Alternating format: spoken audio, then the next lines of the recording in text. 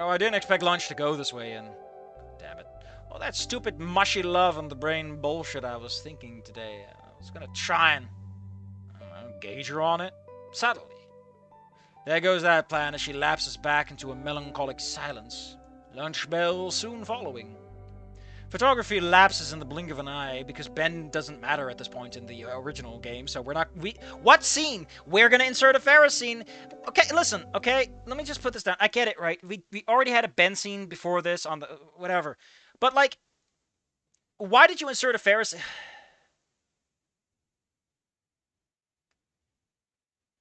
Come on. Even when I forcefully take over pushing a jet of history, marking a slow speed, she neither seems thrilled or pissed, just distance. Oh, how the turns of table today. Huh. The 5-minute walk to class is interminably? Interminably? My god, Anon, could you use some normal words for normal people? Get the fuck out of here! AI, no! Be gone!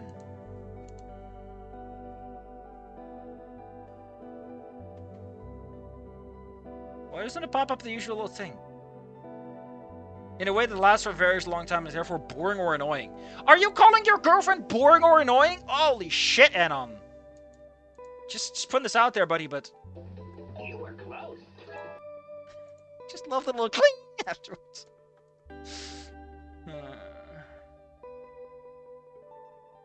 If they're gonna spice it up... Oh, man. Like, you're allowed to have a different Anon, but then, you know, commit to the bit. Don't give me a fucking Anon that feels like original Anon and then make him Anon, but actually he's also Inco and he has a monkey in his brain that makes him progress the plot onwards because he wouldn't otherwise. Just make the Anon that makes the plot progress otherwise. Even the low speaking voice, Olivia almost always fills our walk with rambling about some anime or another.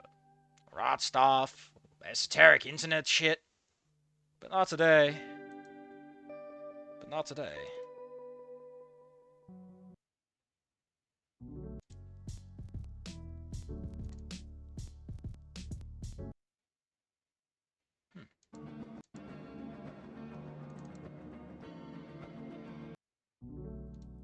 Man, I haven't listened to this song in a bit. I made it awkward. I made it awkward. That's what you do, Anon. You should be familiar with this experience. And now I've ruined all the goodwill I built up. After Jesus, why art thou so cruel in thy machinations? Thinking hard, or hardly thinking there, Olivia. Right, sorry, I'm not really all here right now. Yeah, I figured. Anything you want to share? Oh, man. We're just having 3 lines of text? We're not doing 15 extra sentences of, like, descriptive bullshit we don't need? She throws her head back in a signature groan, eyes meeting mine as her face comes dangerously close. Not that close. It causes me to blush and move back a bit. Like, here's the thing, right? I'm not saying you can't do Anon, who is, like, not unable to handle a woman that actually wants to romance him. I think there's a very fun story to be had in Anon. I'm not talking Mia levels of, like, fucking, we're going French kissing day one. I mean someone like Liz, who might be a little bit more forward. Maybe someone like, how do you imagine someone like Lunara might be, you know? She's not doing the thing of, like, pure passivity. She's going to engage. She's going to, you know, be a little flirty about it.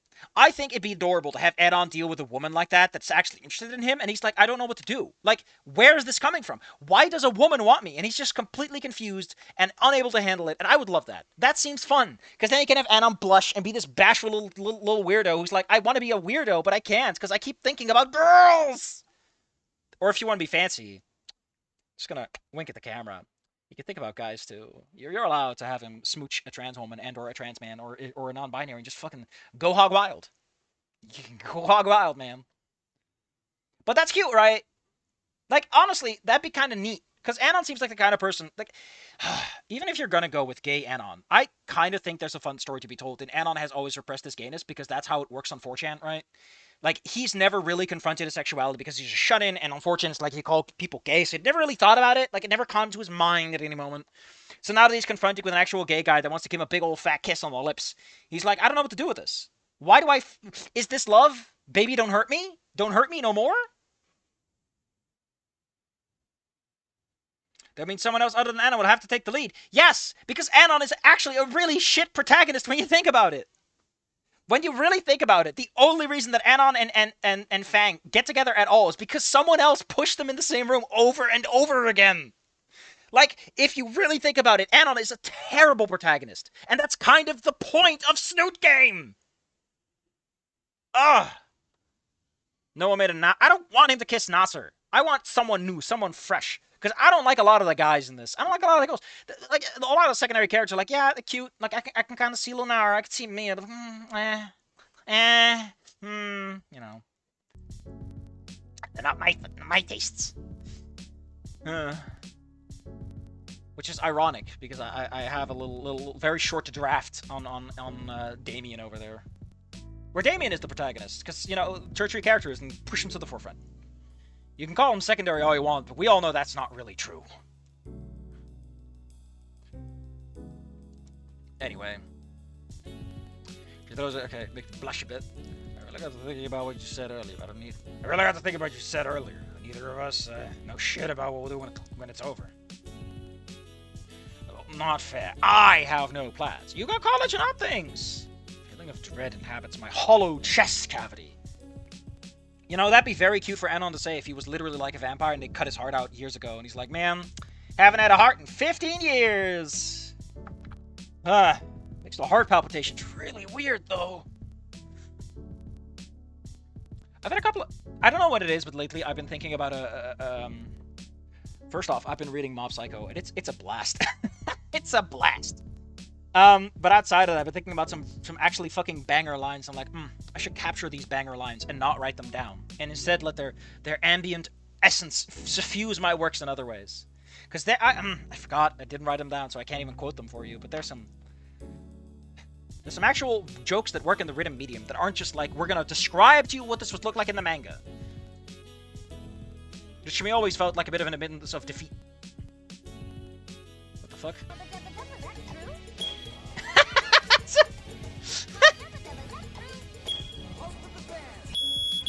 It's the fire alarm going off.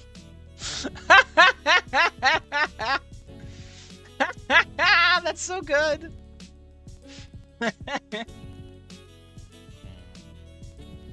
Why is my room so warm?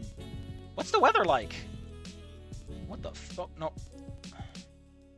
It's not even that warm. My room is just extremely hot. What the hell's going on? Wait, I should say this the proper way. What in the goddamn? There.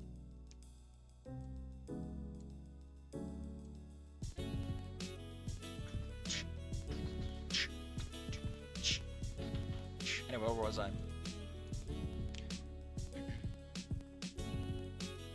Let's see. She and the others could easily leave me behind. Not out of malice, but just the facts. She's gonna stick around with a futureless loser. Much less... I don't even know what she really thinks of me. Shouldn't classic Anon think otherwise? That'd be cute, though. I mean, you shouldn't point it out, really. You should let the audience decide that for themselves and realize it posthumously if they're that stupid. You, act like that's something at all, and really. Olivia chokes on her own words, and I don't see the threat until it saccharinely greets us, baring its teeth all the while. I thought this implication was like that she didn't... Like, the problem I have with the sentence, as I look at it, is you act like it's nothing at all when really, and it sounds like she's choking on her words because she realizes something, but no, it's this. It feels like you're trying to say something significant about the sentence, but it's not the point, which is cute, I guess. From a writing perspective, it's kind of neat to have expectations toward it, but hey. Hey, it's Olivia. Mia's pitched up tone belies a greater hatred than she'd ever given her before, and blood turns to ice in my veins. Ice, ice, baby. Then Orion turns to me and her entire act drops. And friend. Olivia tenses up in her chair. A contraction that, while imperceptible... If it's imperceptible, how did you perceive it? Rattles through my hands on the handlebars. Then it's not imperceptible. Like people say, well, perception is sight. No. I'm pretty sure perception refers to all senses. To become aware of or conscious of something. It does not refer to your ability to see shit. It's almost imperceptible is what I'm trying to say. Oh, hey. Oh, hey. You hesitate each word, trying to turn away from the obstacle before us with each syllable. Her shaky hands jerk at her wheels, turning a chair at a snail's pace. Fucking pick up the pace, lady. Got a couple of questions for you, Olivia. Would you humor me for a little bit? Mia's veiled hostility as she speaks is scarier than anything. Also, you're allowed to, like, if Anon is not the main character, you're just allowed to have him still be the protagonist from the writing perspective, right? He's allowed to still be the point of view. If anything, it's kind of cute. Or have the other person do it, and then be like, oh man, look at this fucking loser of a guy. Look at how much he blushes just because a girl calls him cute. What a loser! Ugh, it'd be even better if that same character's like aware of pickup artists and it's like, man, I can't wait for him to start saying pickup lines and become the most undateable man in human history. Like, I'm sorry to tell you, man, but pickup artistry, as far as I've heard from women, is like, it's a red flag the size of your entire body. Jesus. Like, any woman you apparently can get with that belongs in the trash. Then, she hip checks me, sending me flying from the back of Olivia's chair. She takes the reins. Oh, what am I saying? Of course you don't mind. Mia! Check my volume as the outburst gathers attention and forces Mia to glower at me. Andrew Glower, creator of Rune Escape. Like hell, we'd go anywhere with you. Oh, we? Also, doesn't Anon have like a slightly good relationship with Mia? Like, he had a scene with her, right? He's not on the worst terms like Inco was. Because with Inco, there's no communication, but Anon, you've had a moment. Like, it shouldn't be as harsh. Especially not since he's not bullying despite you being the ultimate bullying victim. The words drip venom before a sort of clarity dawns on me. She looks between us, repeating. We? Oh, he's so funny. We're just gonna go for a little girl talk. No boys allowed. Sorry, you up for that, right, Liv?